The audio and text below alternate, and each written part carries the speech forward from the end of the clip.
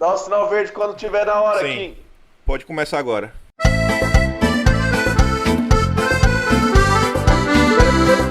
Bem-vindo ao Metástase Podcast. Aqui quem fala é o Dias, pansexual celibatário em caso de processo. Estamos aqui falando com o Kim Paim do canal Kim Paim, o nosso anfitrião, idealizador do projeto. Fala aí! E aí, galera, não há nada mais difícil do que ser um herói, um órfão japonês num corpo de um brasileiro. Passo a palavra para nosso amigo Tio Anlima. Salve, galera! Tio Amilema na área, e é difícil ser velho num país onde o jovem é cultuado. É uma merda. Mas nem tudo está perdido, porque agora apresento a vocês o exemplo de jovem que todo jovem deveria seguir. A luz de esperança gladiador! E bem-vindo ao Metástase. Falar com você. É difícil ser órfão nesse país. Tá complicado. A gente é minoria e não recebe direito. O PSOL esqueceu da gente. Vamos reivindicar nossos direitos. Sério. Ser minoria, os caras brigam por minoria, mas pela gente ninguém briga? Que isso? Tô cansado de brigar por mim mesmo. Eu quero alguém brigando por mim. Pelo amor de Deus. E o tema de hoje é... Microdecisões, efeito borboleta, sonhos, Olavo de Carvalho, necrológico e por aí vai. E sem muita delonga, vai ser assim uma certa introdução um pouco comprida, somente uns 5 minutos, para poder botar alguns pontos que vai nos direcionar à decisão. Mas uma pergunta assim primeiro, vocês conhecem o que é o necrológico de Olavo? Não faço. Não. Eu sei o que é. Sabe o que é? Mas pronto, Sim. o que é o necrológico? O Olavo, na primeira aula, ele passa assim como exercício para o pessoal fazer do COF, um necrológico que é mais ou menos assim, ó. Pense que você morreu e, sei lá, mas você morreu já velho e você conseguiu conquistar todos os seus maiores sonhos. E aí alguém foi no seu velório e aí encontrou o seu melhor amigo, a pessoa que viveu com você basicamente o tempo todo, e perguntou, e aí, quem foi o Glad? E aí o cara vai lá e fala, pô, o Glad foi isso, aquilo, outro, e blá blá blá. O que é basicamente um exercício imaginativo de você tentar pensar qual seria o seu melhor eu, a sua forma suprema de você mesmo. Que isso aí vai lhe ajudar a tomar decisões na vida para tentar lhe levar para aquele caminho. Aí pegando aí agora, dando uma pausa nisso daí e entrando em outro processo, é as definições do eu que o Olavo também coloca no curso dele de Consciência e Imortalidade. Olavo fala que tem 4 classificações do eu. A classificação mais simples é o eu presencial. Aí você fala assim, pô, eu estou com fome, eu estou em casa, eu estou no trabalho, eu quero me divertir. São classificações do eu em termos temporais, porque quando você fala assim, eu estou com fome, você está determinando aquele determinado momento, você não está com fome sempre. E aquilo ali você pode lembrar de uma determinada situação bem curta. Ou então você fala assim, poxa, eu comi tanto no café da manhã. Tô com fome, quero leite, eu assumo uma pipoca, me sacode. Sabe, é uma situação assim bem limitada quando se a gente fizer um recorte do tempo em relação à nossa vida.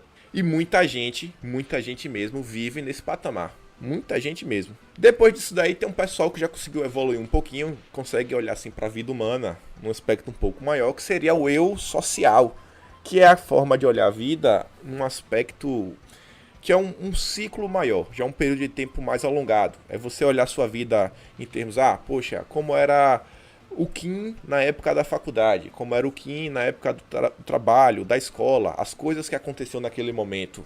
Você não está pensando só da manhã, do café da manhã. Você está olhando as coisas em um processo mais complexo, mais longo, mas ainda assim ainda não é a sua vida como um todo. Se a gente até trazer isso daí para a política, enquanto eu presencial, é o que está rolando muito, que é o pessoal, pô, saiu uma pauta hoje, Rodrigo Maia fez isso, pronto, vai todo mundo lá xingar Rodrigo Maia. Passou 2 dias, ninguém mais lembra de Rodrigo Maia.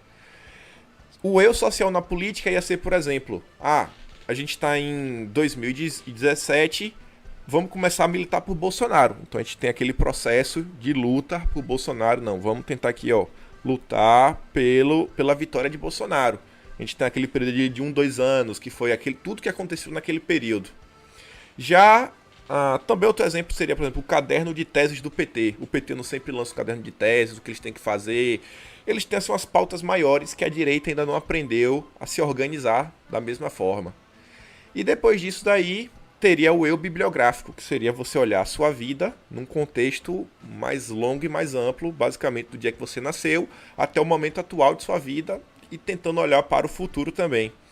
Mas, por própria definição, em princípio, isso também é um aspecto impossível e falho de ser alcançado. Primeiro que você não sabe e não consegue se lembrar de como foi o seu nascimento e vários ciclos da sua vida e momentos da sua vida, eles vão tendo alterações ao longo do fluxo do tempo. Por exemplo, a sua mulher que lhe largou, no momento que ela lhe largou, você chorou, você foi pro bar, você ouviu música de corno. Que você tá triste? Mas depois que o tempo passou, aconteceu alguma coisa que você falou, velho, aquilo ali foi a melhor coisa que aconteceu na minha vida. Porque se ela não tivesse me largado, eu não teria feito isso, eu não teria feito aquilo outro, eu não teria saído pra tal lugar e conhecido pessoas X, Y e Z que modificaram minha vida por completo. E aí, por último, você teria o eu, que Olavo não tem um nome para definir, mas seria algo relativo à alma e que basicamente só está acessível para Deus. Talvez você possa ter um relance disso daí em algum momento de sua vida, caso Deus lhe permita, mas só Deus tem essa capacidade meio que onisciente de realmente assim olhar a sua vida, assim, não, isso é o que realmente é, não é um fato que eu vou mudar minha visão sobre esse fato, eu consigo lembrar do início, meio e fim. E aí, por que eu falei de tudo isso daí? Falei do necrológico, falei de microdecisões, falei do eu. Porque hoje em dia eu vejo assim a sociedade como um todo num déficit de uma coisa que o One Piece ensina, que pra mim é a mensagem principal do One Piece, que é as pessoas precisam sonhar e ter um sonho. Hoje em dia o mundo tá num certo aspecto que todas as decisões são decisões assim bem momentâneas. Eu quero um iPhone novo pra eu bater umas fotos e tirar uma ondinha. Eu quero um casaco da Supreme, eu quero um tênis da Nike, eu quero um carro novo. Sabe, ninguém vem tendo assim nenhum sonho, nenhuma perspectiva de vida assim mais transcendental que coloque as pessoas em um determinado ponto que fala, não, vou começar a dar sentido às minhas ações. Porque, por exemplo, todo mundo às vezes até consegue chegar no estado do eu social, você pensar assim num ciclo. Porque, por exemplo, a gente tá vivendo aqui o dia de hoje. Pô, você lembra que você tem que comer, você lembra que você tem que dar banho no cachorro, fazer aquelas coisas do nível presencial. Mas, ao mesmo tempo, todo mundo, pelo menos eu acho, que olha pra própria vida e fala, velho, eu quero melhorar minha condição financeira. Pô, o que é que eu preciso fazer? Eu vou pra faculdade, eu vou fazer isso, eu vou fazer tal curso. Que isso daí, querendo ou não, já te leva a um plano de metas de 2, 3, 4, 5 anos. E aí que entra o que eu falei pra vocês que era pra gente discutir, que são as microdecisões. Que microdecisões podem ser coisas extremamente supérfluas, como eu vou comer esse pacote de biscoito ou eu não vou comer esse pacote de biscoito. Como também pode ser, em teoria, uma coisa supérflua, como eu vou ler 20 páginas desse livro. Mas se você tem um objetivo final mais transcendental, essas 20 páginas do seu livro podem ser 20 páginas só de uma história qualquer, como podem ser 20 páginas de um tema que vai te levar a alcançar degraus superiores, né? Levar a falar, não, essas 20 páginas aqui são 20 páginas a mais que eu estou lendo daqui, sei lá, eu quero ser um especialista em cibersegurança e eu estou lendo sobre isso, que num período assim de 20 anos essa página vai ter, e esse livro vai ter um sentido em minha vida. E aí eu largo com vocês agora a bola sobre microdecisões e já perguntando, algum de vocês tem um sonho ou vocês nunca pararam para pensar sobre isso? Olha, eu já tive vários sonhos. O mais engraçado da minha vida, no final das contas, é que ela nunca teve um plano propriamente dito, porque eu não tenho foco. Esse é um problema. Eu não consigo ter foco, eu tenho DDA, entendeu? E, então, eu fazia coisa, eu achava legal, chegava num ponto que, já conheço essa coisa, aí eu perdia o encanto, perdia o interesse e ia para outra coisa. Ou seja, é mais uma questão não só de ter um sentido para a sociedade, entendeu? Fazer algo para contribuir para a sociedade. Eu sou um curioso, no final das contas. Então, são micro-sonhos que talvez, num devir próximo, possam fazer sentido. Por exemplo, você aprende uma coisa aqui, depois você aprende uma coisa lá. Chega uma hora que quando você começa a perceber quando você começa a ver que já tem um conjunto de perícias e conhecimentos necessários, basta apenas um aviso da vida e fale: agora é hora de você colocar tudo isso em prática para contribuir para a sociedade de alguma forma. Só que isso ainda não aconteceu comigo, por incrível que pareça. Não sei quanto a vocês, como é que funciona isso. Comigo tá nesse pé ainda. E aí vocês aí? Eu acho que você ter um direcionamento na sua vida não é só é um grande passo para você mudar de vida, também é um grande passo e também é uma grande responsabilidade. Você não pode mudar, quer dizer, você até pode, mas não é uma boa você ficar mudando de objetivo a cada 5 minutos. Então, o que você tem que encontrar é o core do que você quer fazer. É tipo a essência do que você quer fazer. Entendeu? Você quer ir. Hoje você quer ser um piloto de avião. Pra quê? Você entende o que eu tô dizendo? Sim. Você quer ir atrás da emoção? Você gosta de. Você acha que você tem aquela competência pra levar carga? Eu não sei, cara. Você vai ter que encontrar o core. Senão você nunca vai. Você vai ficar pulando de um lado pro outro. Sobre as microdecisões, eu acho que um dos melhores vídeos que eu vi sobre o assunto foi um vídeo que eu tinha visto semana passada, não é nem aquilo que eu tinha comentado antes na reunião de pauta. Foi um vídeo que eu vi que fala sobre o princípio do faça alguma coisa, certo? Que quando a pessoa, porque hoje em dia, muitas pessoas, eu digo muitas mesmo, tem aquele problema de, ela não tem vontade para nada, ela tá cansada, ela tá sempre... É um princípio de depressão mesmo, de você não ter vontade de fazer as coisas que você precisa fazer. Só que a sua gratificação de fazer alguma coisa já é uma motivação, entendeu? Por mais que seja uma motivação pequena, ela vai se acumulando como se fosse uma bola de neve. Então, se você cuida da sua higiene pessoal, se você lava a louça, varre a sua casa, se você arruma aparelho de eletrodoméstico ao invés de mandar pro mecânico, ninguém que se vire, ou de jogar fora e comprar outro, se você continua fazendo esses pequenos trabalhos, eles vão te motivar para fazer alguma coisa grande. É uma das coisas, é um dos segredos, é um dos life hacks da vida que as pessoas não pensam. Eu vi isso, acho que foi no perfil do Ítalo Marcilli. Quem quiser, acessa lá o perfil do Ítalo Marcilli no Instagram. E é isso que eu tenho que dizer sobre micro decisões. Eu ainda tenho outras coisas na minha cabeça, mas vou jogando enquanto a gente discute. Glad, você teve tempo suficiente, seu desgraçado. Pode falar o que você tem pra dizer. Não, brother, mas esse é um lance pra ser refletido. É o seguinte, quando o Kim falou, essa parada lembra muito as 12 camadas da personalidade do Olavo, não é? Sim. Lembra um pouquinho. Mas o lance ali qual que é a camada que você tá buscando o seu propósito, se não me engano é a 6ª ou a 7ª. Eu não tô lembrando agora. É uma ou outra dessas.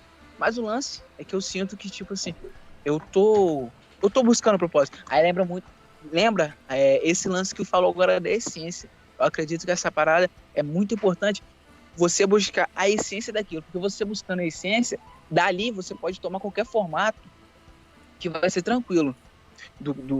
Digamos que vai ser tranquilo o que você for fazer, porque a essência é o que você gosta, entende? Eu não sei se você tá conseguindo pegar. Sim, mas sim. O lance é o seguinte, essa parada que o Tio Lima falou, eu também tenho muito dessa parada. Então, é uma parada que eu tô querendo melhorar, sabe? Mas, tipo assim, eu sempre quis ajudar os outros, nesse lance mesmo de, mudar a vida, saber, ter conhecimento, sabe? É como ser sábio pra ajudar os outros. É uma parada que eu sempre quis em essência. Mas, convenhamos, todo mundo sabe que não dá grana. Então, às vezes, que a gente sempre deixa de lado pra tentar fazer outra coisa. Mas é sem explicação, sabe? Porque você, dependendo do que você for tentar fazer, você sempre vai voltar nessa parada que você sabe que você quer fazer. Mas você ainda não tentou o suficiente. Sim. E esse é o grande lance. E o lance das pequenas decisões é que você tem que lembrar que pequenas decisões constantemente tomadas, elas formam uma grande decisão, né? Mais do Porque que se isso, você né? fala, As pequenas decisões, na verdade, elas formam quem você é hoje. Isso é um grande Também, problema de muita gente, é olhar pra vida e ter raiva de si mesmo. E, por exemplo, não ter raiva de si mesmo, ter raiva das decisões, mas gostar de si mesmo, o que é uma incoerência. Como é que você Aham. não se aprecia, mas você... Quer dizer, como é que você se aprecia, mas você reclama das suas decisões? Porque foram suas decisões que fizeram você chegar onde você está hoje. Quem você- Cada pequena decisão. Exatamente. Senão sua vida seria diferente. Não tem pra onde correr. Então, eu já ligando o que o Glad falou com o que o Kim falou, eu queria estabelecer um comentário, que às vezes a pessoa não está preocupada com qual é a sua vocação, que é uma das coisas muito mais importantes da sua vida. O que é vocação? Ser chamado. É algo que você faz para Deus, para a história, para algo fora de você. E é isso que vai te preencher por dentro, é isso que vai te dar um sentido para sua vida. Agora, é aquilo que o tio Lima falou. Às vezes eu quero fazer uma coisa, mas eu preciso estudar, mas eu preciso de uma realização profissional, certo? Eu acho que isso que e aí eu já conecto com quem falou. Que quem falou que às vezes as pessoas não buscam seus sonhos. Mas é porque eu vejo muita gente ralando para fazer vestibular. E você entra numa sala de cursinho, eu tive essa experiência há muito pouco tempo, porque os caras se descabelando, não sei o quê. Aí você fala, isso que é pra entrar no mercado de trabalho e conseguir um emprego. Você não tá pensando no sentido transcendente do que você está fazendo, certo? Ele tá pensando em simplesmente, vou conseguir me suceder financeiramente. Que não é nada de errado, intrinsecamente errado, mas se você deixa de fazer uma coisa para fazer outra, aí é uma decisão que eu não faria, digamos assim. Sim. Seria isso um resquício do imediatismo do brasileiro? Ou a pessoa só está pensando em um dos pontos que precisa ser resolvido, que é a parte da grana? O que vocês acham? Na real, nem é imediatismo do brasileiro, mas sim do mundo. Você vê muito isso pelas notícias que são passadas. São notícias muito, muito imediatas. Quando você vê uma análise política, análise de qualquer coisa, você não consegue ver a análise a longo prazo. É sempre a curto prazo. Mesmo se baseando nessas grandes coisas. Por exemplo, eu vou te dar um exemplo bem coisa agora, que tende a caminhar, por isso eu não sei se vocês acreditam nisso, mas na Terceira Guerra Mundial. Acreditam nisso?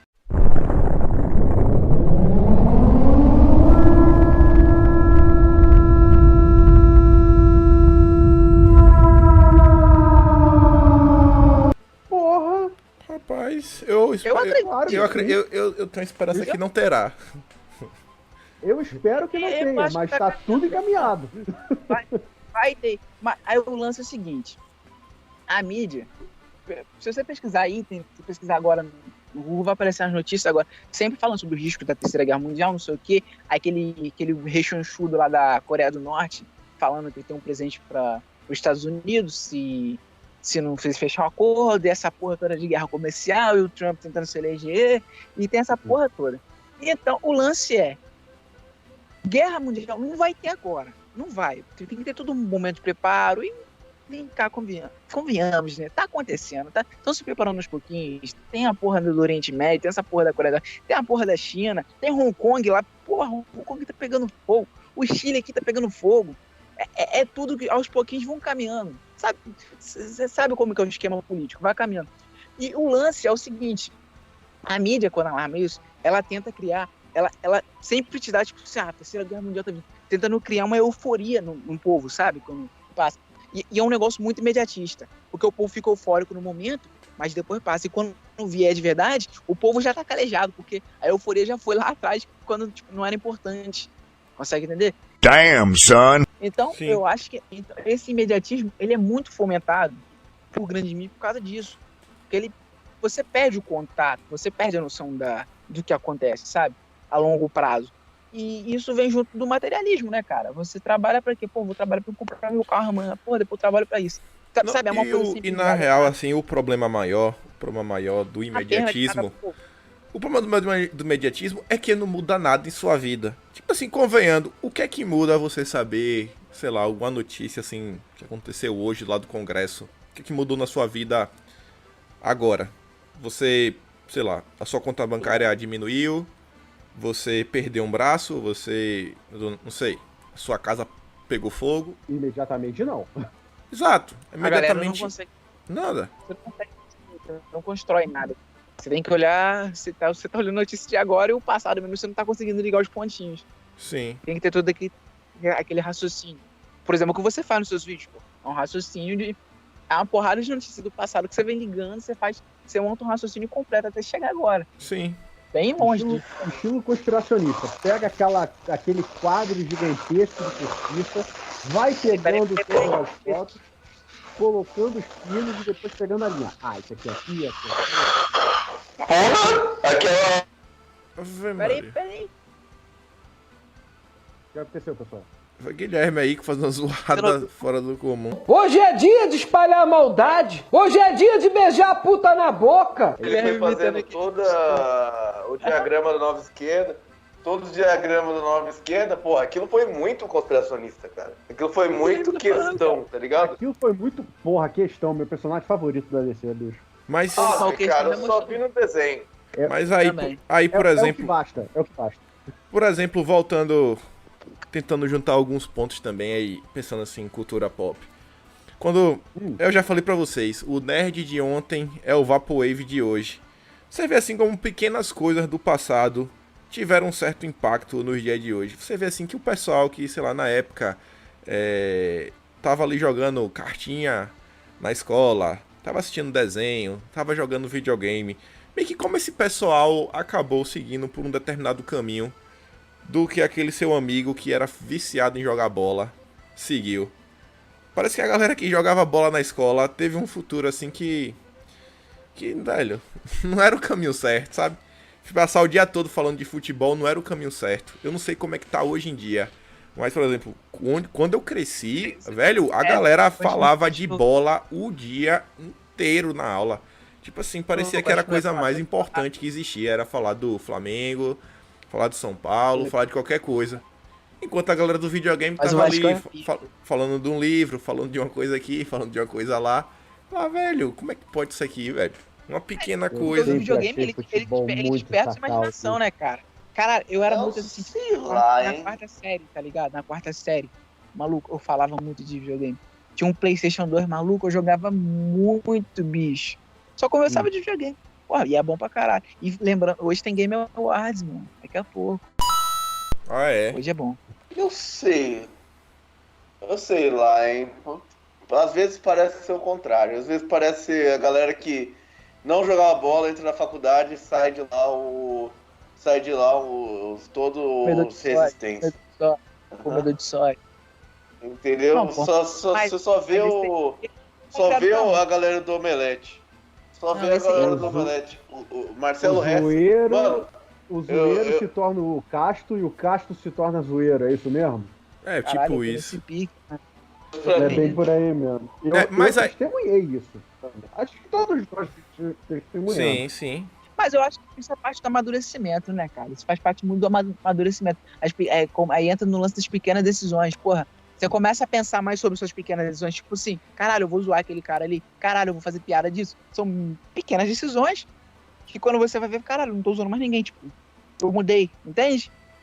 Por exemplo, minha vida mesmo, eu não. passei na frente de um computador o tempo todo. Mas ao mesmo tempo que eu tava na frente do computador, eu ainda tive, eu não sei se... Eu tenho certeza que viveu isso, eu não sei mais os Dias e o Glad. Que é você poder brincar na eu rua, por conheço. exemplo. Você Cara, poder conheço, brincar na cara. rua. Não sei mais, as crianças hoje em dia mesmo não brincam mais na rua. E o brincar na rua, velho, era uma coisa que impactava demais.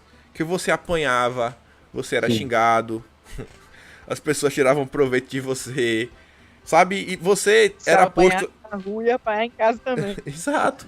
Você entrava assim num determinado sistema que você começava a olhar pra vida e você falava, não, velho, é bullying, mas dá pra sobreviver. E aí você não virava esse soy boy de hoje em dia que qualquer coisinha que fala, ah, meu Deus, você está me ofendendo, você tirou a minha infância e por aí vai. A rua forjava a gente pra vida.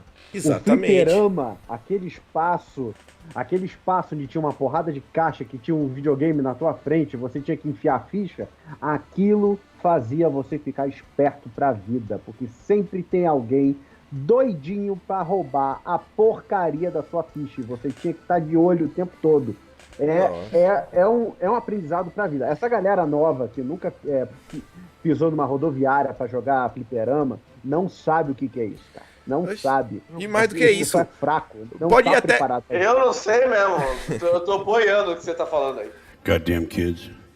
I just kill them too. E pode ir até pra algo assim mais recente, que desapareceu, sabe o que é? É locadora de videogame. Velho, na locadora... Oxi. Tinha troca de murro. Quando perdia, eu conheci tirava onda. locadora de filme, conta. Aqui era camelô, né? Aquilo era tipo. É, Vamos dar real. super camelô, meu irmão. GTA do Dragon Ball, cara. Você lembra dessas merdas? Sim. GTA do... Tinha GTA San Andreas, mas GTA do Bop, tá ligado? Tinha GTA de tudo quanto é jeito. Locador é o cacete. Camelô, mod e aquele PlayStation que parecia uma pasta, tá ligado? Sim. É isso aí. Sim, cheguei a pegar isso também. Eu mesmo, se eu for pensar em micro decisões que me trouxeram aonde eu estou hoje aqui, eu acho que as duas maiores micro decisões, uma eu não pude escolher, que foi o ano que eu nasci e a família que eu nasci. E a segunda grande micro decisão, na verdade, não foi minha, foi de meu tio, que em 94 comprou o computador. Na época eu tinha 3 anos. E isso realmente assim foi o turning point da minha vida. Porque eu olho assim, hoje eu vejo assim, como tudo na minha vida meio que gira ao redor de videogame, computador, internet e por aí vai. E ao mesmo tempo que eu nasci nos anos 90, eu cresci nos anos 90, eu tenho todas as características das crianças que nasceram no ano de 2000. Não vou falar de 2010 pra cá, que já é o pessoal da geração smartphone. Mas do pessoal da época 2090, eu tive as duas gerações compiladas em uma única pessoa. Porque eu ia pra escola e brincava com as pessoas da minha idade, da geração anos 90, por aí vai. Eu também tinha os meus amigos, que eram os meus amigos de verdade. Eu nunca conseguia fazer amizade na escola, achava o pessoal muito idiota. Stupid! Porque os meus amigos, que eram amigos assim que eu frequentava a casa mesmo, fazia questão de visitar, todos eram pelo menos 4 anos mais velhos do que eu. Eu sempre era o cara que sofria, eu sempre era o bulinado, o chaveirinho da galera. Mas ajudou a construir caráter. Aquele meme chegando assim, pô, rapaz, você é homem ou você é hétero? Velho, porra. A galera tirava onda. Que é isso? Ah, é moleque ainda, porra. E tá louco, pô, eu lembro, Eu acho que o... Fala aqui. eu lembro que eu aprendi a escrever no teclado, pô. Porque na época era um 386, e aí meu tio colocou 3 jogos. Aí ele chegou lá, me mostrou assim, me mostrou o computador, como é que funciona. Aí ele abriu assim umas paradas, abriu assim o Paint de desenhar, ele era engenheiro, e ele desenhava muito bem. Aí ele desenhou assim uma parada, eu vi assim, aquela tela colorida, pô, muito legal. E aí depois ele começou a me mostrar jogo, porque eu já gostava de jogo, porque o vizinho da casa de minha avó, que a gente chamava de Neto Gordo, tinha 2 netos, era Neto Gordo e Neto Magro. Se a gente chamar o jogo de Neto Gordo, não, tá me ofendendo. Você já via que o cara não se ofendia de ser chamado de Neto Gordo, que era normal, era diferenciação, baseada até na realidade. Hoje em dia vai ser bullying, ataque às minorias e por aí vai. E aí na casa do Neto Gordo, ele já tinha um Nintendinho. E aí, ó, acredite ou não, quem jogou Super Mario 3 do Nintendinho, que você pega as flautinhas. Eu aprendi a pegar as flautinhas, possivelmente com 2 anos, de vendo os meninos jogar. Você se agachando no quadrado branco da terceira fase, indo por trás do cenário e voando por cima do primeiro subcastelo do primeiro mundo. Aí você vê assim o que a criança consegue memorizar, mas enfim. Aí eu lembro assim que meu tio chegou lá, botou assim os jogos, na época tinha Prince of Persia, Wolfenstein 3D e o Aladdin, que era o mesmo Aladdin Era bom, hein, principal. do Mega Drive. Aí eu lembro assim que a tela era só o DOS, tudo, aí ele pegou assim um pedaço de papel, pra mim era um desenho, né? Ele falou que aquilo eram letras, vai entender. Aí ele falou, ó, tá vendo esse desenho aqui, tá vendo aqui esse teclado? Tu vai colocar esse mesmo desenho no teclado, aperta esse botão e o jogo vai abrir. Pronto. Desde então eu aprendi. E aí, o que eles fizeram foi assim. Em um jogo, eles colocaram o sobrenome de minha mãe. No outro jogo, eles mudaram o nome pro sobrenome de meu pai, né? O nome do arquivo do executável. E aí, pra não ter briga, o terceiro jogo, eles botaram o meu sobrenome de pai e mãe juntos. Aí pronto, já aprendi a escrever meu sobrenome. Dali, na ponta do teclado. E aí eu vou olhando assim, o desencadear disso daí. Pô, como eu consegui fazer um dinheiro no Brasil, já desde mais novo, comprando e vendendo coisa na internet, porque naquela época o computador já não era nenhuma bicho de 7 cabeças pra mim. A internet era algo comum. Consegui pegar desde o início da conexão de escada. Pô, foi uma micro decisão Eu costumo rápido. que me trouxe aqui até hoje. Eu só ia fazer um pequeno comentário, que esse negócio de geração, ele é muito mais, qual é o nome? Subjetivo do que as pessoas pensam, né? Por exemplo, porque o Kim falou assim que ele era de 90, mas ele pegou a geração 90 na geração 2000. Mas isso aí é muito normal, porque você vai ver, por exemplo, ver o filme do Coringa. O jeito que as pessoas se vestem, você não sabe se é anos 70 ou anos 80. Eu sou dos anos 2000, mas eu peguei VHS, locadora, todas essas coisas que são que algumas pessoas dos anos 2000 já tinham jogado fora, entendeu? TV de tubo, os cacete, entendeu? Eu ia em locadora, acho que até em 2015, se não me engano, aí fechou. Então, pra você ver a zica. Então, esse conflito geracional, eu não vejo como uma coisa tão fixa, não. Não, Fora não é tão isso, fixo, mas não é tão isso aí fixo. é só um side note. Mas isso aí é só um total side note aqui. Por isso que eu até falei, Glad, pode ir primeiro, porque... Saca? Rapaz, é que o lance por exemplo, dessas micro decisões, o problema de tudo mesmo, o problema central é a falta de foco no eu. Hoje, uma criança, ela vai pra escola para aprender muito conteúdo técnico, mas ela aprende pouco de si mesma, sabe? Ela parar, fazer uma autoanálise, ou ela aprender os conceitos fundamentais para ela poder fazer uma autoanálise dela mesma, sabe? E ir fazendo isso ao longo dos tempos, para ela conseguir dar rumo à vida dela. Hoje não, hoje a criança é tudo muito automatizado e muito, como, se eu não me engano, é tecnocrático que fala, né? Sim.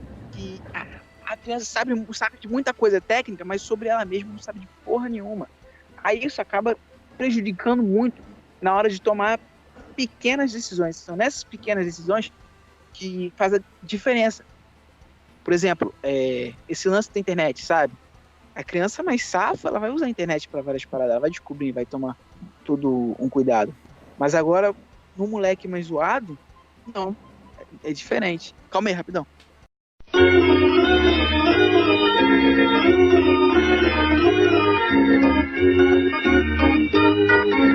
Fala aí, Tião Lima.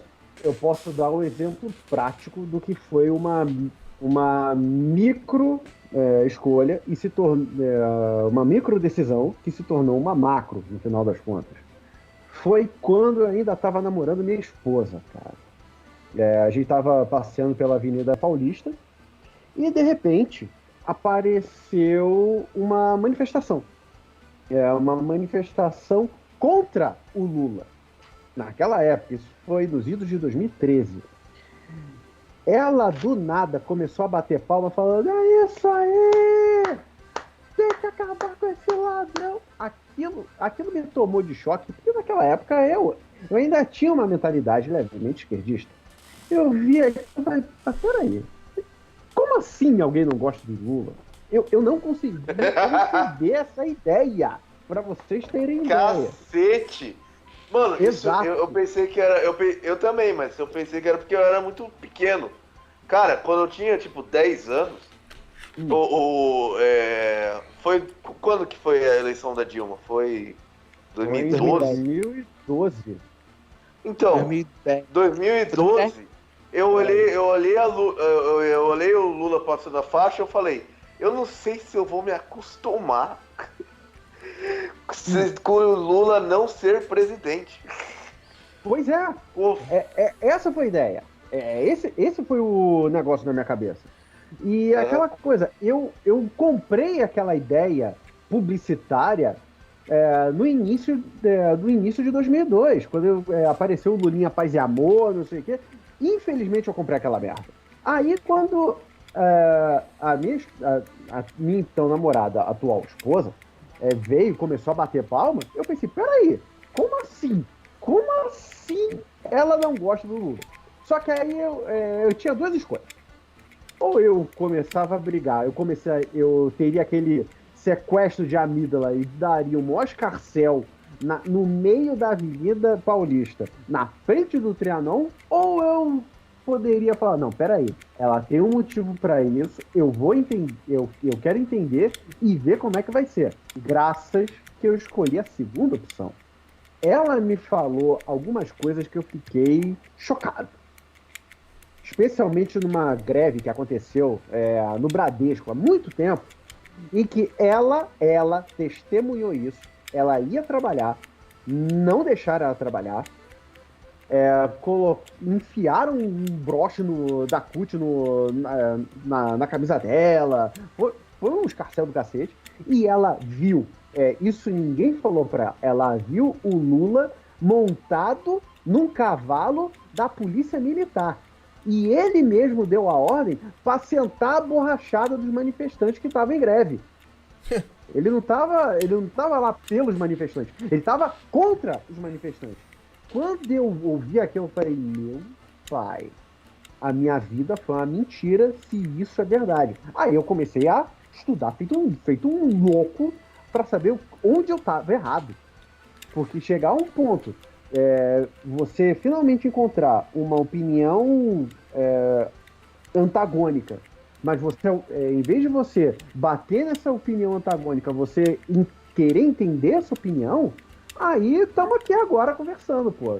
Se não fosse por esse momento, se não fosse por esse momento de curiosidade, eu não estaria aqui agora.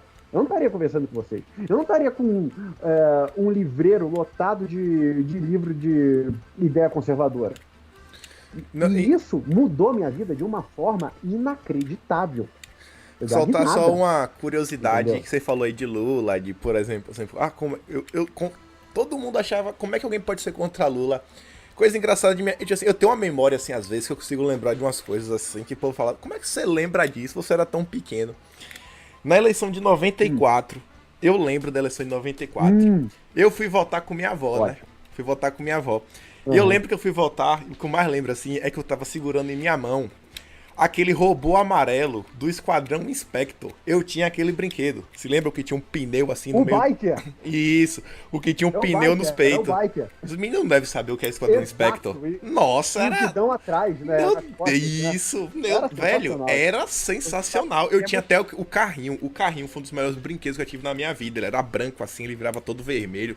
Você enfiava o cartãozinho pra ele destravar. Nossa, era bom demais. Mas enfim, eu lembro que eu fui com minha avó. Realmente, eu não sei o que é Esquadrão Inspector. Você não faço a menor ideia. O de aço Giban. Giban já foi até Giban eu conheço.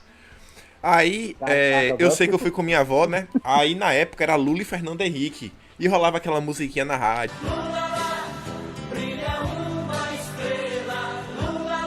Lula lá, lá, lá, lá, lá, lá, lá. E aí, velho, todo mundo da minha família... 89, diga-se passado. Isso, todo mundo da minha família era Lula, porque naquela época, velho, a galera sabia de porcaria nenhuma, velho. O pessoal, assim, achava que realmente, assim, era mudança, era renovação. Minha mãe tinha ido até pra rua da época dos caras pintados, porque ela achava que, pô, já tinha sofrido aquela lobotomização, né, da esquerda. E aí eu lembro que eu fui com minha avó, e aí eu falei, ô vó, não vota nesse cara não, vó, ele tem cara de ladrão. Ladrão! Aí só minha avó não votou, velho. Aí o tempo passou. Aí o tempo passou, velho. Não, é engraçado, pô, mas é sério, o tempo passou, aí eu falo, velho, eu tava certo, velho. Eu falei que o cara era ladrão, porra. Ladrão! De criança, 3 anos de idade, eu já sabia, velho. Aquele cara não presta, velho. Aquele cara é ladrão. Ladrão! Vó, não vota nele, vó. O cara é ladrão, vó. Ladrão! Ladrãozinho! Seu ladrão! Ladrão! Ladrão! Dito certo. Tá louco. A cabeça da criança dessa época é um negócio maravilhoso. Eu tô chorando aqui. Caraca, eu imagino a cena, você falando com aquela voz fina, voz de criança, falando, vovó, por favor, vota no Lula, esse é mó cara de ladrão, puta, que, olha que maravilhoso. Segurando o brinquedo do Esquadrão Spectre. Foi Isso, clássico. com o boneco do biker na mão. Na Puta, mão. maravilhoso. Tá vendo? Sempre o herói japonês salvando. Eu tô falando, pô, é difícil ser um herói japonês, um órfão no corpo de brasileiro. Já é de criança, velho. Eu já sentia isso. É Mas. complicado, né? Eu É aquela parada. vou repetir o que eu falei na nossa reunião de pauta. Se herói japonês tem que ser órfão, então o que é o motoqueiro fantasma? Que porra é aquela? Cara, você vai comparar o universo, toda uma cultura japonesa com a cultura americana de comics. Pô, tô aqui pra quê? Não sei nada de cultura japonesa. Ah, mano, o motoqueiro fantasma é o capetão, né, caralho? Ele não é bem o capitão, mas incorpora um. Aí tá junto, Nervoso ainda. tá do lado. Ele tá do Não. ladinho. Por que eu tô falando? Eu acabei de ler a Marvel Spotlight número 6, que é quando ele aparece pela primeira vez. Número 6 não, número 5. E começa o primeiro quadrinho do backstory dele é no funeral do pai, entendeu? Do pai biológico dele. Ele é adotado por 2 caras lá, o bigodudo e uma mulher. A mãe biológica do cara nunca aparece. A mãe biológica dela nunca aparece. Aí o bigodudo, o Kim Paim, entendeu? Ensina o cara... ensina o cara a andar de motocicleta. A motocicleta dele pega fogo, entendeu? Só que aí o cara já tem ele já tava órfão, entendeu? Então já tinha o heroísmo. Então ele bate a motocicleta, ele tira a motocicleta de dentro do circo e bate ela na árvore. E pula no último instante, assim, pá! Aí o cara tá atrás da árvore, tipo, e a motocicleta tá pegando fogo. Aí a mãe adotiva vai ver se ele tá bem, a motocicleta explode e mata a mãe adotiva. Puta merda. Aí vem aí o pai adotivo vai morrer de câncer. Aí faz o pacto. Então no filme quem morre é o pai dele, é o pai adotivo dele? Caralho. No filme não, no filme é o pai normal. Ah, no mas filme o pai é câncer também, não é? é então. câncer também. Então. Ah, não é câncer não. Ele tá morrendo de câncer, ele faz o pacto, aí o pai dele morre fazendo a manobra de moto, é uma porra dessa. É, porque nos quadrinhos ele não sabe que ele foi curado. Então ele acha que vai ser o último show dele. Então ele faz as paradas mais perigosas do mundo, entendeu? Tentar pular 21 carros. Se morre. pá, deva tá vindo um filmezinho novo, mano, que vai sair do Blade, do Motoqueiro Fantasma, com certeza deve vir também. Deve vir junto depois. Eu não sei, cara. Mas aí, tipo assim, aí o Kim Paim ressuscita e morre de novo. No final eu tô falando sério, ele ressuscita como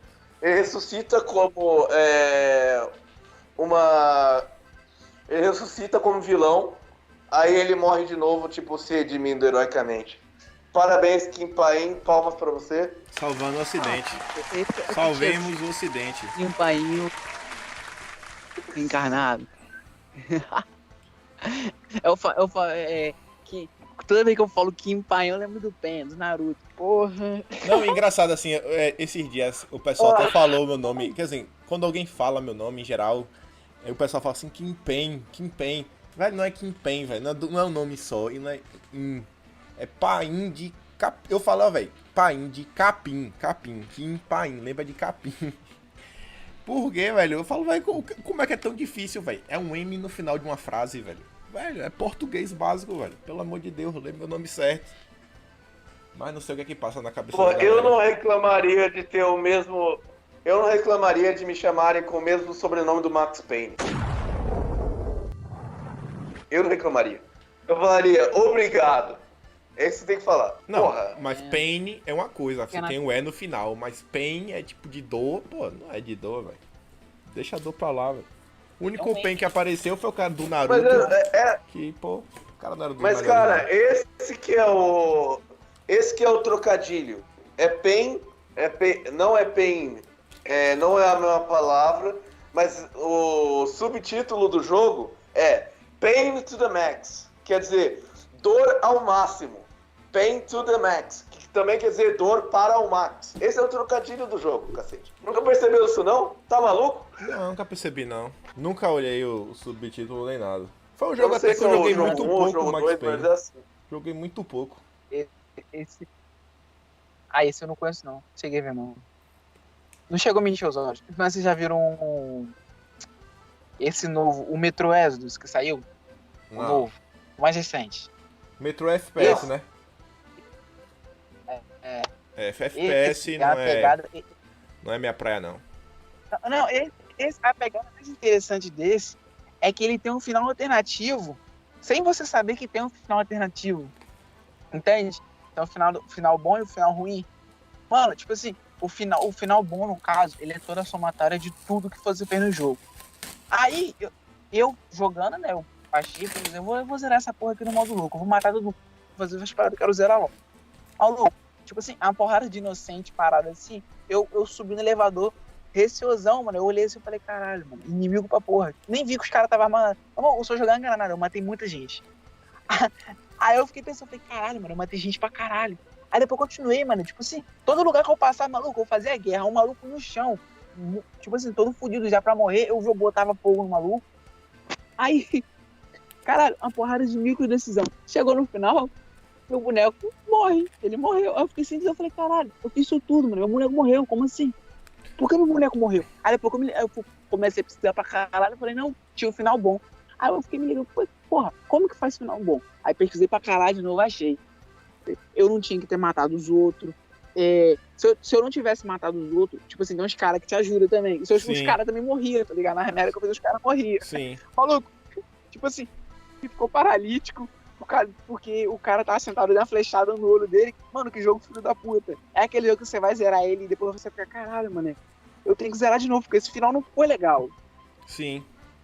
Maluco, Vocês chegaram a jogar, tu falando aí de final, quando fala de finais diferentes, coisas pra fazer, o que me vem na cabeça de imediato é Castlevania Symphony of the Night. It's been a long time, old one. O do PlayStation 1. Vocês chegaram a jogar esse jogo? Nossa, que jogaço.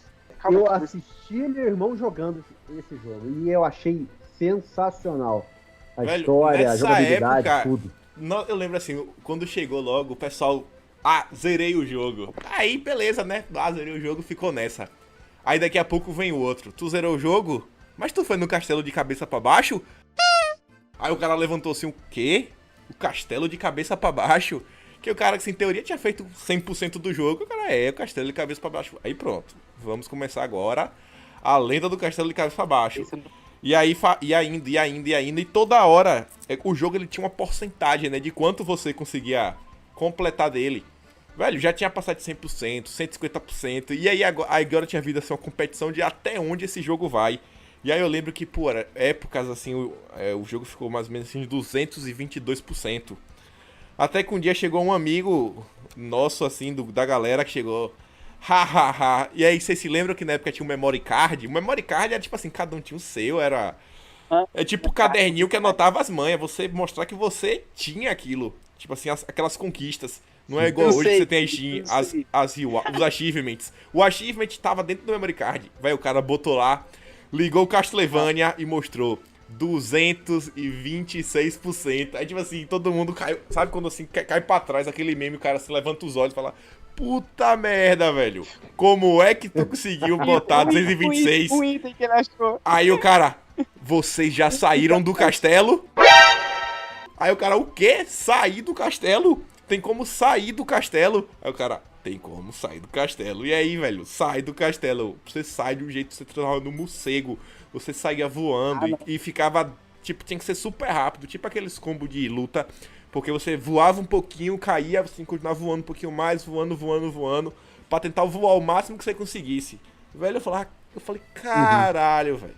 Tá louco, velho. Tinha muita coisa. E aí, sobre jogos aí, questão de. A saga do Castlevania é grande, né? Sim. E aí, falando de jogos e em coisa de final, eu acho que é uma coisa muito importante que hoje em dia vem se perdendo. Esses jogos assim, single player, hoje em dia, que o final jogos, é uma coisa jogos, assim que, jogos, pô, jogos, velho, todo mundo quer ver o final. Não tem mais, velho. A galera hoje em dia joga é tipo assim, vamos jogar aqui um FPS de tiro. A partida dura 3 minutos, sabe? Nunca tem um fim. Ou o cara vai jogar, sei lá, um Dota, um LoL. Vai jogar um MMORPG. O envolvimento com a história. É mais pela competição do que apreciar uma boa história de um jogo, né, no final. Exato.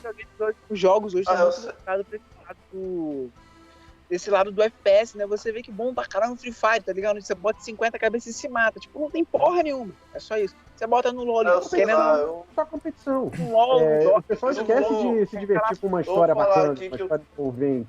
Por exemplo, o LoL, por exemplo. O LoL tem história foda. Sem sacanagem, a história do LoL, tipo, é muito pixel. O cara pega pra fazer um anime com aquela história maluco, dá pique em One Piece de episódio. Sem sacanagem, pega cada um ali e sai fazendo. Não faz. Aí a galera que conhece o jogo, joga os jogos, tipo assim, acha que o jogo é só aquilo ali. Mas, maluco, o universo do jogo é muito rico. Aí você entra, porra, num CS, é só dar tiro, caralho. Você entra num Free Fire, Fortnite, só dá tiro, mesma coisa. Aí chega agora, por exemplo, ó, há pouco tempo atrás, agora, nesse lance de história final, lançou o Death Stranding. Chegaram a ver? Ou chegaram a ouvir falar? Sim. Kojima? Sim. Esse, ouvi sim. Jogar não. Eu vi essa porra desse jogo tudo. Eu falei, mano, eu não vou comprar essa porra. O jogo é pela história. Eu vou ver a história dele toda. Maluco, 11 horas de vídeo, eu vi tudo. Caralho. Caraca. Maluco, que história boa, irmão. Que história boa. Você começa a entender nada, mas, tipo assim, o Kojima, mano, o cara é um gênio. No final do jogo, é aquele final que, porra, é de correr uma lágrimazinha que você fala, caralho, quanto tempo que eu não vejo um jogo assim, maluco? Porra.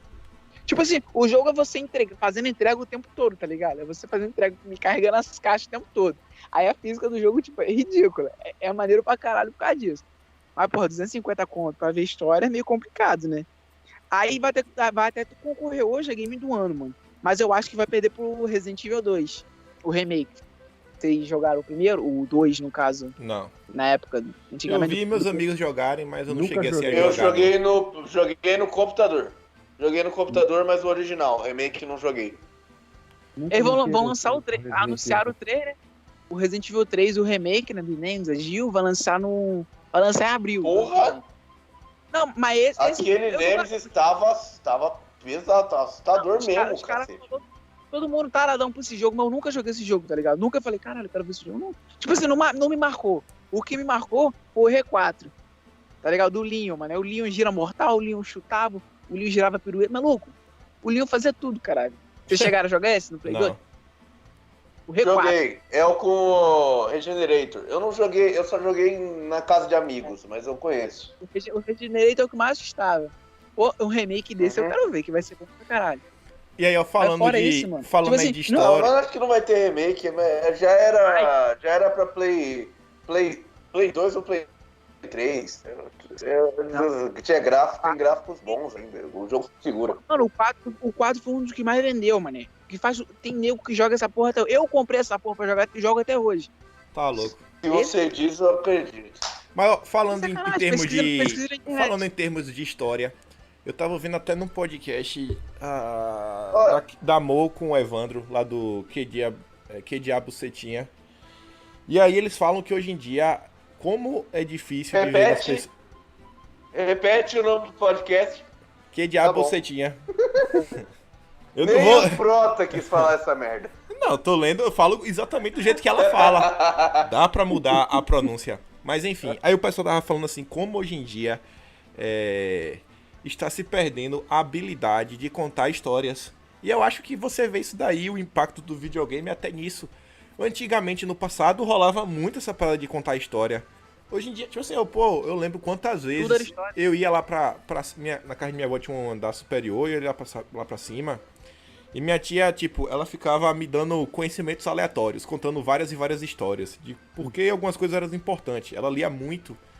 E ela, às vezes, não lia, mas ela conhecia um pouco do autor. Aí ela falava de Júlio Verne, aí ela falava de Oscar Wilde, ela falava do livro, mais ou menos, do que a história se baseava. E aí, você saber contar uma história bem é uma coisa que é extremamente importante, porque histórias, elas podem influenciar muito mais do que um simples fato. O que eu quero falar com isso? Por exemplo, se você só fala assim, ó, surf, eu vou pegar um exemplo que aconteceu com minha vida. Surfar é bom. A pessoa fala assim, pô, surfar é bom. Surfar é bom, beleza, deve ser mesmo. Deve ser parecer andar de skate, por aí vai. E aí, mas eu nunca tive vontade de surfar, até hoje eu nunca surfei, mas já andei muito de skate. Só que aí um dia eu fui na casa de um amigo meu. E aí eu cheguei e falei, pô, Maguinho. Eu vou chamar ele Maguinho. Eu falei, pô, Maguinho, qual é a graça de surfar, velho? Tu que já surfou. Rapaz, quando eu perguntei isso, aí primeiro que o olho do cara chega a brilha, sabe? Lá em Feira não tinha mar, ele morava antes de uma pessoa, o olho brilhou. E aí ele começou a narrar o que é surfar. Ele não só falou assim, é bom. Ele começou a tentar me trazer pra dentro da praia. Do momento que você pega a prancha, você começa a nadar. E ele passou todo aquele sentimento do tato de você entrar na água, de tudo. O que o coração pensa quando você tá pra entrar dentro da onda, o movimento, o surfar, você botar a mão na parede da onda e fazer isso e fazer aquilo outro e trazer as analogias pro skate. E eu falava, rapaz, velho, surfar é a melhor coisa do mundo, velho. Esse cara aqui me convenceu com essa história. Ele botou tanta emoção que eu falei, velho, é isso aqui, velho, surfar é o segredo da vida. É igual, por exemplo, você assistir, eu assisti um dia uma cena de um anime japonês no Facebook que eu nunca tinha visto. Eu falei, velho, voleibol é o esporte mais emocionante do mundo. Os caras pegou um ponto do voleibol que os caras começam sacando, só que naquela narrativa japonesa aqui, o saque já dá aquele efeito slow motion que dá, e que a bola tá quase empingando no chão e o cara se joga e vai, que é um rally que, sei lá, durou na vida real 20 segundos, mas os caras transformaram em 5 minutos. E seu coração vai a mil, você fala, não, velho, agora vai, velho. Velho, voleibol é o segredo da vida. E aí o Evandro Pontes, ele até fala, eu não lembro exatamente o que é e quem foi que falou, mas a ideia dele é que mais ou menos assim, que o cinema, né, a arte do cinema é você saber trabalhar com a estrutura do tempo. É você pegar uma situação que ocorreu em 1 minuto e transformar em 10 segundos, ou uma situação que levou 1 minuto e transformar em 24 horas, 1 ano. Aí vai de você. Como você vai transformar, você vai dar uma estruturação aquela coisa, né, ao longo do tempo. Mas, velho, saber contar uma história, meu Deus do céu, velho, muda vidas, velho. Muda vidas. Você vê muito até no cinema, né? Hoje o cinema é muito pobre, hoje. Sim. Por causa desse lance, né? Sim, muito pobre. O cinema é muito clichê. É aquela coisa, você pega os filmes, você recebe muito de Hollywood. Você pega os filmes e você olha e fala, caramba, quando que eu vou ver um negócio original? Não tem mais histórias originais, é tudo copiado, é tudo, ou é remake, ou é franquia, ou é reboot, ou é baseado em alguma... Tudo bem, tem filme que é sempre baseado em alguma coisa, mas não tem uma produção original. Raras vezes você encontra uma produção original no cinema. Onde que conta uma história boa. Uhum. Que eu comprei é daquele do Scorsese que lançou na Netflix, o irlandês. Que ainda tô me devendo. Eu ainda não assisti. Tipo assim, a Netflix chegou pra ele e falou assim, ó, faz o que você quiser. Maluco, são 3 horas e meia de filme. Eu vi o filme todo picado, pique Bruno, tá ligado? Aí, tipo assim, mano, o filme é bom, porque conta a história do cara do começo até o final da morte dele, mano. Você vê tudo. Conta a história toda. Tem hora que é maçã entrar em tudo aquela coisa, mas, mano, é a história. Vocês já assistiram Então, o filme da Netflix? No podcast eles falam um pouco sobre isso, que aquele... Que dia você tinha, que você falou? Que... eu vou falar do jeito junto, foda-se. Que Eles falam sobre esse preconceito, esse paradigma, e paradigma é um preconceito, whatever, sobre se você pegar você diferenciar o cinema, qual é o nome? Cinema comercial, que eles chamam de cinema comercial, e o cinema que sai que sai numa... meio bem limitado. No meio dos festivais de cinema, whatever. E aí você pega, Boyhood, ele só é bom pela inovação do negócio, você contar uma história com um ator que vai crescendo durante a história, mas a história não é nessas coisas, entendeu? É só uma história de um moleque que tá crescendo, com problemas na família, com a família desestruturada, porque toda família no século XXI é desestruturada, indo da infância pra virar fotógrafo depois, pra virar o Kodak, cara. Não tem muita... não é uma coisa que te enche os olhos, que te segura, entende? Sim. Não é uma tem coisa muito filme que é roteiro, né? Mais a parte de produção mesmo do filme. É a mesma coisa que você pegar um filme, inverter colocar o fim no início e o início no fim, e você tem a Amnésia, por exemplo, que é muito bem dirigido, mas a história propriamente dita é pobre, é bem pobre. Eu entendi o que você quis dizer. Não, mas às vezes você contar uma história de um jeito não linear, ela pelo menos cria um mistério. Por exemplo, eu acho que Pulp Fiction é excelente nesse sentido. Não. Porque ela é uma multidão de personagens que se cruzam, de histórias que se intersectam. Uhum. Essas histórias são contadas de maneira não linear, não cronológica. Então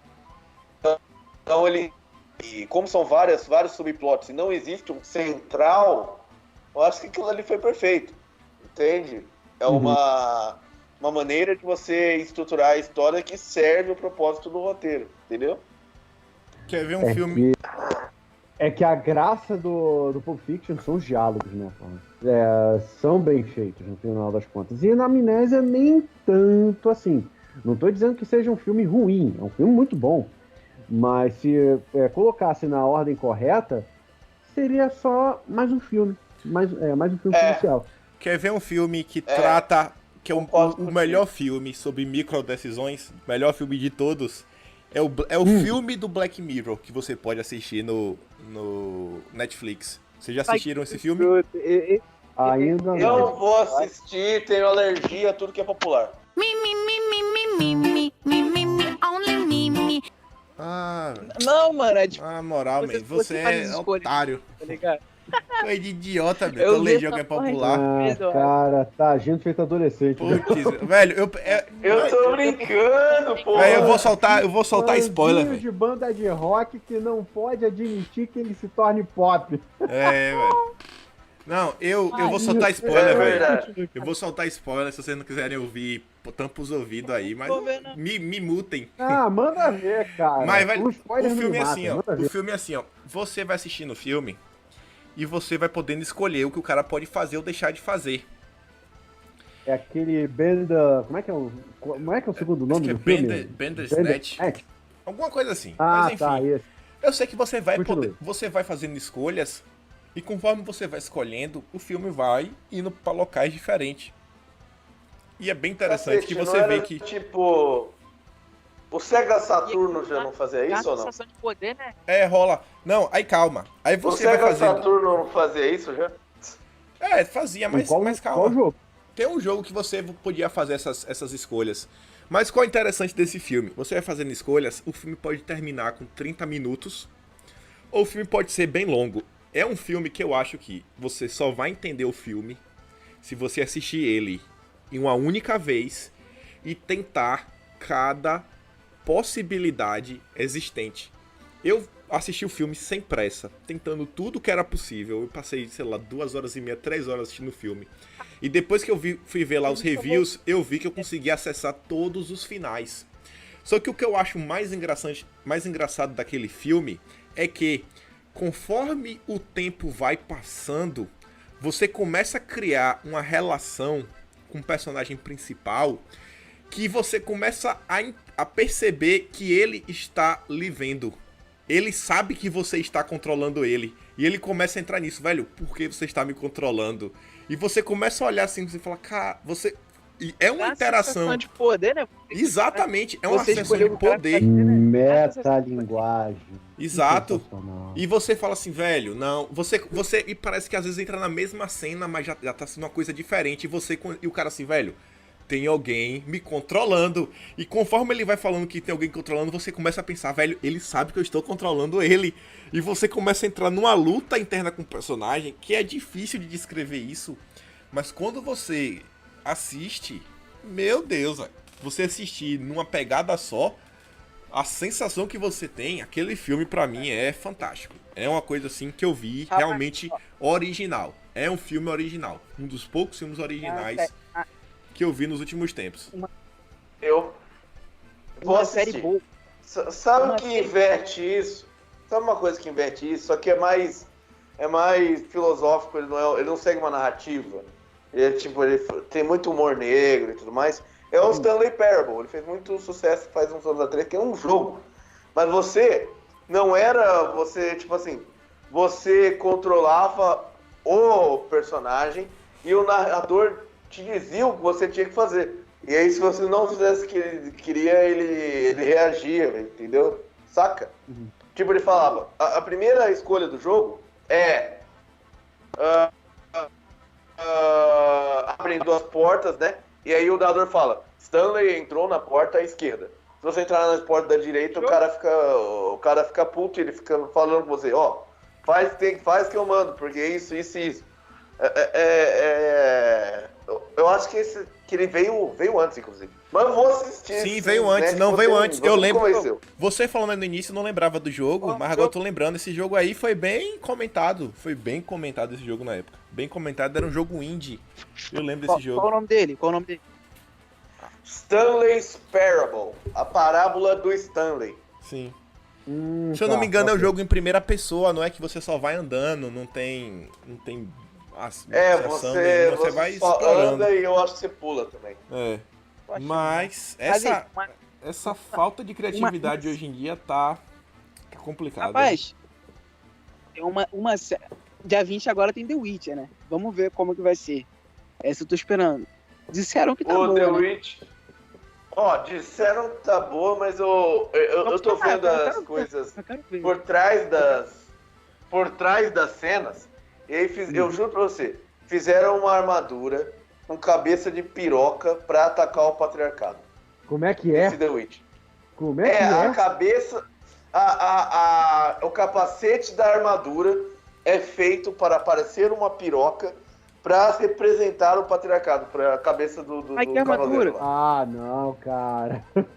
Como Vai te assim, cara? arrombar. Ainda te tirou esse do... Não é possível, não, pô. Tá louco. Tirou Eu esse pesquisei, cara, eu vejo eu vejo a Fandom Menace, eu vejo Geeks and Gamers, eu vejo, qual que é o nome?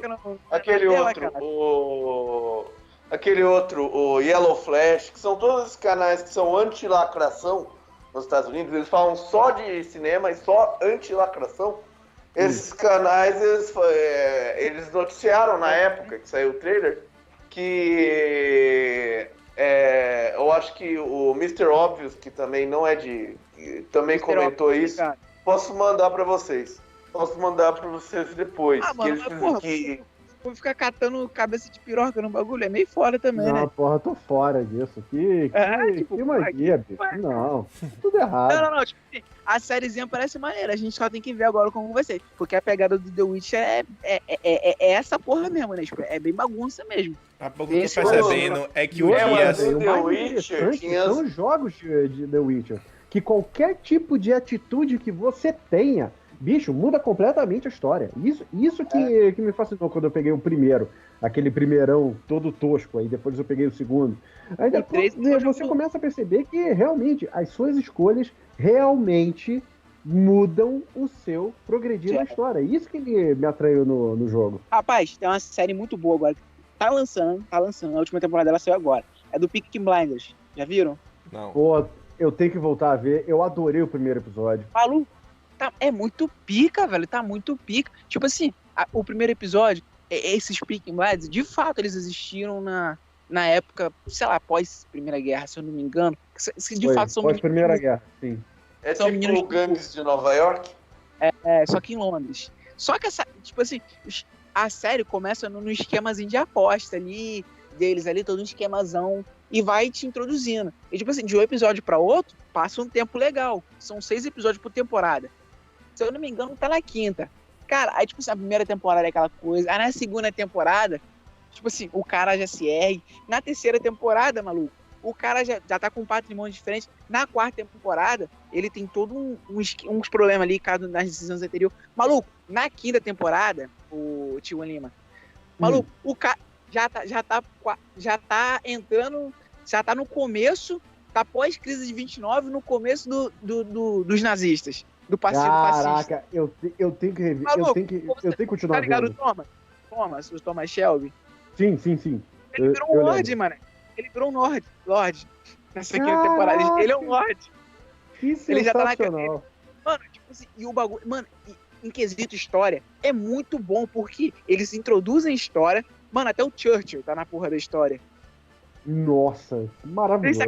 Eles introduzem, ele bota os personagens, a galera toda ali da gangue na história e bota a história de verdade. Mano, isso fica, tipo, é muito gostoso de ver essa parada, tá ligado?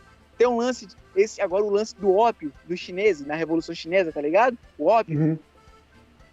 Ajudou pra caralho na Revolução lá. Tem todo esse lance. Ele ajuda a transportar a porra do ópio. Olha que loucura. Mano, e essa é a briga. Aí o fascista lá fica tentando trazer e ele se elegeu, tipo assim, bancando o comunista, tá ligado? Nossa. Aí ele começa a andar com o fascista, aí ele fala, aí começa aquele debate, tá ligado? Que o cara sempre fez merda. Aí quando ele fala, pô, quando eu começo a fazer coisa boa, as pessoas morrem. Aí entra aquele debatezão maneiro. Porra, mano, é uma série muito boa, cara. Caralho, sei lá, aquele Cillian Murphy. Porra, é o papel do cara, tá ligado? Ele nasceu pra fazer o Thomas Shelby. Mano, e ele achando muito que maneiro. ia ficar só no espantalho, né? E assim, eu nem sabia que era o espantalho. Voltando aí sobre a questão Nossa, que ele falaram conhecido, da série cara. de The Ele Witcher. foi um bom ator. Voltando aí pra essa questão de The Witcher, até hoje, eu acho que Hollywood tem algum problema, assim, sabe? De você ter problema com competição. Eu acho que Hollywood realmente tem um plano de tentar destruir toda a indústria de jogos e a indústria da cultura japonesa. Que nunca Hollywood conseguiu fazer alguma coisa dessas duas áreas que não fosse horrível. Nunca, tipo assim, que fosse inferior que o horrível. O Death Note. Kimpa aí, eu vou... Calma. Kimpa aí, eu vou explicar uma coisa. É que não os filmes mais recentes, mas nos anos 90, é porque na Alemanha tinha uma coisa que filmes adaptados não precisavam pagar imposto. Então eles faziam os filmes adaptados de videogame sem se importar se o filme era bom ou não, porque aí eles não precisavam pagar imposto. Por isso que os filmes são ruins. Nos anos 90 e nos anos 2000. Mas aqueles filmes são todos... Produzidos na Alemanha. Eles são produzidos na Alemanha? Nunca soube disso. Então. Pra falar, eu acho que desses filmes todos, o melhorzinho que eu já tinha assistido... Tipo Tomb Raider. Hã? Desses aí, o melhorzinho que eu assisti foi Tomb Raider, querendo ou não. Os filmes são bonzinhos. E dos mais antigos de todos, eu diria que o Double Dragon, que é assim, da parte do jogo, trouxendo pra TV, que na época, pô, gostei bastante, passou inúmeras vezes na sessão da tarde, mas o Street Fighter é ridículo. Não o Super Mario... Eu fui ver essa merda no cinema, cara. Mano, como eu não entendo nada de Street Fighter, eu assisti Street Fighter e eu falei, o nome de um filme genérico de ação. Eu não liguei tanto. Street Fighter. Eu tô ligando no Mortal Kombat. Peraí. Voltemos para o tema. Mortal Kombat é muito bom. E voltemos para o tema. Microdecisões. Street Fighter foi uma microdecisão que se tornou uma macrodecisão. Vocês sabem que o UFC hoje em dia, a gente tem um UFC por causa de Street Fighter? Não. Vocês já ouviram falar da família Gracie? Dos irmãos Gracie? Lógico. Lógico, quem Então. não sabe quem é Quem nunca? Então, o pai Só- deles, só olha como é engraçado as Só o coisas. Glad que não falou nada. Olha como é engraçado. O pai deles, o velho Gracie, ele desenvolveu, né, o que é o chamado Brazilian Jiu-Jitsu. E aí ele queria promover o jiu-jitsu, que até então não era uma arte tão famosa no Brasil. E aí já no passado bem distante, ele fazia o quê? Luta casada. Você ia lá pro ginásio dele, né, na casa deles, você podia lutar qualquer fosse o seu estilo, desde que não usasse armas e por aí vai. Você apostava um dinheiro e aí ele apostava o mesmo dinheiro e o vencedor levava tudo. E aí ele derrotava todo mundo. Derrotava todo ele era uma mundo. luta sem tempo, sem nada, era só até o cara desmaiar. Era, tipo, basicamente isso aí. Desistiu, Ou desistir. acabou. Desistir, Era acabou. tipo. Exato. E aí o jiu-jitsu veio pra crescendo. isso foi criado o octógono. Exato, calma. Aí o jiu-jitsu veio porrada. crescendo. Começou a ter alguns adeptos. Aí olha o turning point. Um cara viu a possibilidade daquilo ali crescer muito. E aí ele se juntou com o pessoal da família Gracie. E aí ele teve assim uma ideia. Por que a gente não faz um Street Fighter a nível mundial? Que a gente pega um lutador de cada modalidade e a gente coloca pra lutar todo mundo contra. E um desses lutadores vai ser alguém da família Gracie. Oxe, fechado. E aí eles fizeram exatamente igual Street Fighter. Na época não era o UFC, era... Pô, tinha algum outro nome que eu não lembro mais. O primeiro UFC, aí era o esquema de chaves mesmo. Ganhou uma luta, próxima luta. Ganhou outra luta, próxima luta. E no mesmo dia. Vale Não tudo. O vale tudozão, chamado não é assim, vale E aí, por que Royce foi lutar? Royce não era o melhor lutador da família na época. O irmão dele era melhor do que o Royce Gracie, que ficou famoso. Só que qual era o pensamento do pai? Se a gente mandar seu irmão, que é alto, é forte, tem uma massa muscular, ele for lá e ganhar, não, ele só ganhou porque ele é alto, porque ele é forte, porque ele é isso, porque é aquilo. A gente vai mandar o Royce, que tem menos de 1,80, tem um corpo magro, porque se o Royce, magrinho desse jeito, vencer todo mundo, aí sim o pessoal vai parar e falar, rapaz, o que é isso aqui? E aí foram lá, né, no primeiro campeonatozão. Tinha uns caras de... Velho, tem um documentário, pô, de Royce Gracie, é fantástico. Viu, Ananias? Vocês- Você, exato. careca, que Vocês perdeu deveriam- 20 quilos. Vocês devem... Não precisa de curso. Não precisa É de isso. curso E aí- fitness, é só você entrar na aí, escolinha cara, do professor Papo na Grace. academia. Você vê as Gente. lutas, é tipo assim, Royce Gracie tá lutando de kimono. Aí tem um cara lutando boxe com luva de boxe mesmo, tá ligado? Aquela pegada Street Fighter, o Balrog, o cara lá.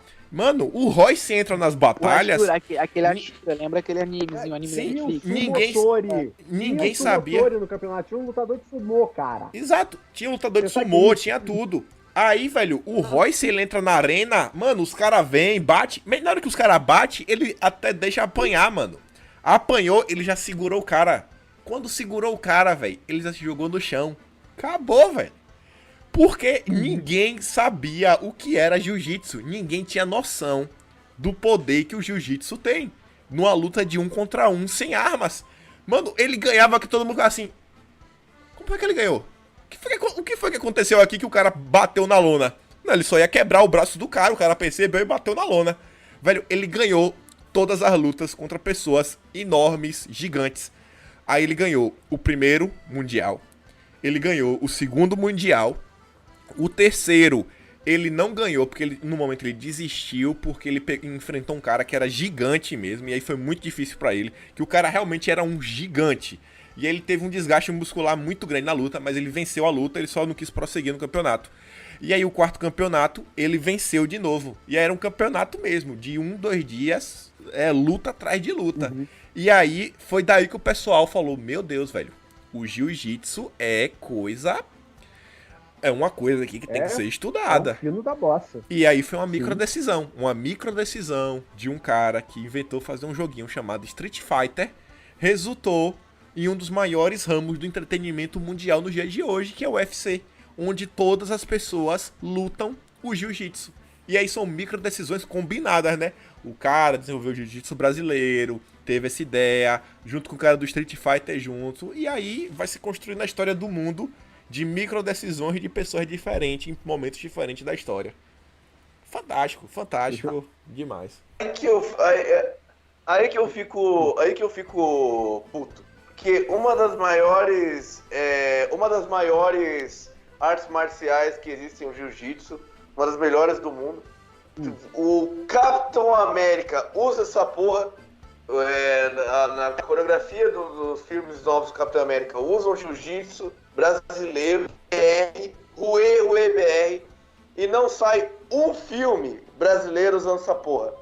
Pois é, cara. Tem um filme sobre capoeira. Você quer o quê, bicho? Mano, foi no Brasil, cara. É que eu sou sacanagem de violência.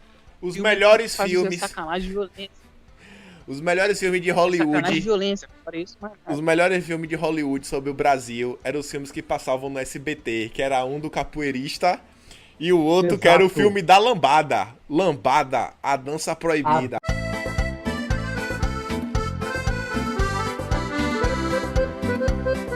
Nossa!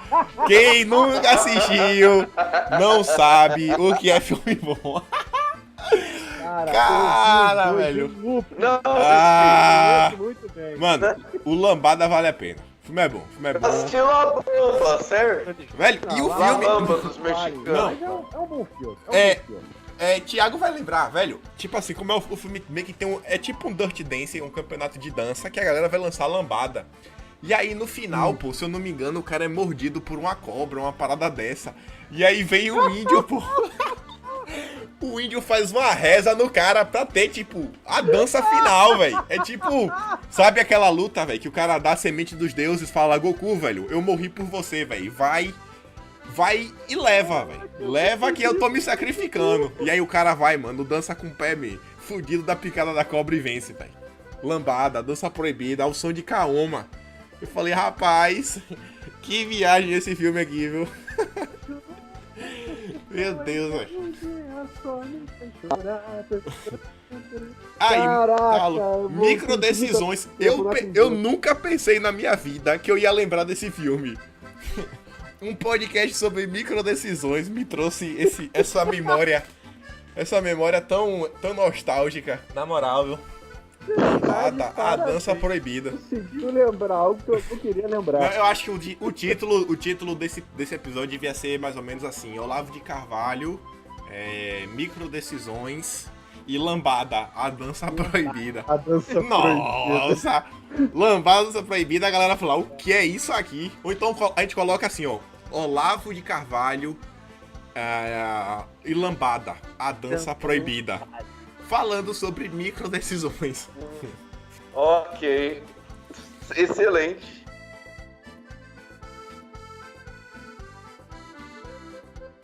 Tem mais alguma coisa que vocês precisam falar de microdecisões? Acho que a gente falou um pouco sobre aquele... Qual é o nome? O eu, os vários eus que ele falou.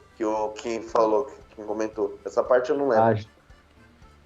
Tem os vários eus e tem as duas camadas de personalidade também. Exato. A Não, mas as camadas de personalidade não tava dentro do tema. Mas a questão do eu Não, é exatamente a acabou microdecisão. A questão do eu é você tomar as microdecisões tentando enxergar o seu eu bibliográfico. Falando, pô, eu tô conseguindo aqui enxergar todo o percurso de minha vida. O que é que essa microdecisão aqui se encaixa ao longo do período inteiro de minha vida? Se não chegar no eu bibliográfico, pelo menos que chegue no eu social. Que você não tem uma vida de microdecisões que se baseiam em eu estou com fome, eu irei comer.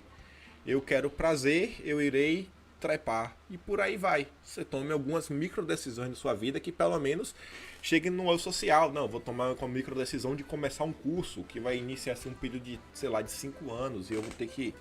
Isso daí vai ter vários impactos já no eu bibliográfico. Que a gente consiga transcender essa limitação temporal, né? As pessoas vivem com um raio temporal muito pequeno. Então vamos fazer uma brincadeirinha que não tem nenhum sentido prático só pra fechar mesmo. Vamos falar o seguinte: 3 microdecisões pro jovem mancebo. Vou começar aqui. A primeira decisão é: tome banho de manhã, assista La Bamba, escreva suas metas num papel na sua parede, pra você olhar toda vez na hora de você dormir. A minha Tá bom, microdecisão, então se eu tiver que falar, é bem simples, é falar para o jovem: não tenhais medo de errar. Façam as coisas. Não vivam um puritanismo ou um medo da vida, porque no final das contas, uma decisão errada em um dia é só mais um dia, e você terá mais milhares de outros dias para modificar. Mas aquela experiência que você teve, aquilo ali realmente vai construir caráter. Você vai se tornar uma pessoa muito melhor. Então, façam cagadas nas suas vidas e não tenham medo. Lembrem-se que nos idos de 1500, alguns homens entraram no mar que eles não sabiam o que tinham além. Passaram mais de 3 meses com a possibilidade de morte extremamente alta, só com comida estragada, para chegar no país em que nós nascemos. Então, pelo amor de Deus, honrem a nossa história, tomem decisões, não tenham medo de errar. Que doideira, né? Eu mando. Tio Amilima, você é o único que não falou até agora, vai lá. Muito bem. Putaria, vem um Kim, sério. Agora vem um tio, vai lá. Vamos lá. Se você ainda está com problema em saber o que você vai fazer da vida, como é que você vai ganhar a vida, como é que você vai trabalhar, com o que você vai trabalhar, pensa na seguinte coisa: o que você faria se dinheiro não fosse problema? Perfeito. A partir daí, Eu vou falar uma porque... Opa, desculpa. a partir daí, você vai ver qual é a sua vocação de verdade. Porque, infelizmente, como a gente está na Terra, especialmente no Brasil, que é pior, você acaba tomando certas decisões por causa do dinheiro. Mas, a partir do momento que você faz uma coisa não precisando do dinheiro, você pode ter certeza que você vai encontrar a sua vocação e o dinheiro vai vir naturalmente para aquele tipo de trabalho que você escolheu fazer na vida. Perfeito. Essa é uma decisão que eu gostaria muito de ter feito quando eu era mais novo. Então, ô Mancebada, galerinha que ainda não tem pentelho no saco, que não tem barba na cara, pensa nisso. Por isso que o tio é o cara sábio, né, do podcast. Sempre com as melhores observações, sem sombra de dúvidas.